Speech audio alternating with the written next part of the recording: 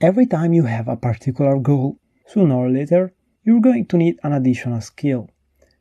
And game development, or simply development, in general, is no different. Decades or centuries ago, people were learning one skill when they were young and use it for the rest of their lives. But now, it's different.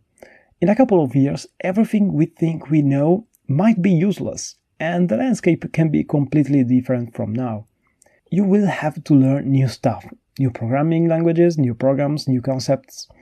Learning can be great, especially if you want to create something different.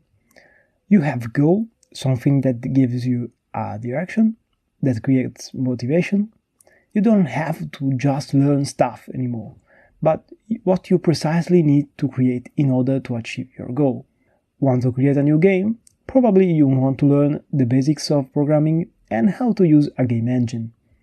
But just create a game, even knowing the genre, is not enough. You want to be as specific as possible. If you will do everything alone, you will have to improvise music, sounds, models, game design, and literally everything else. Or maybe you will spend a lot of time learning these new skills.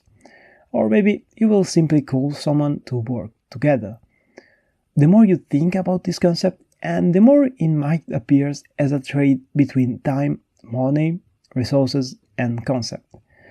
You want to create a great castle in Blender.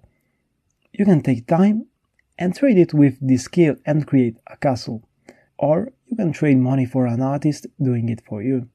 You also might consider specializing in one skill and start working for others and earn money. Then exchange the money for an artist in a skill that you need. Exchange and specialization is at the base of society, and learning how to master the skills can give you a huge advantage for a better development. So, next time you start, think carefully about what you trade, how much time, how much money, and what skills are required.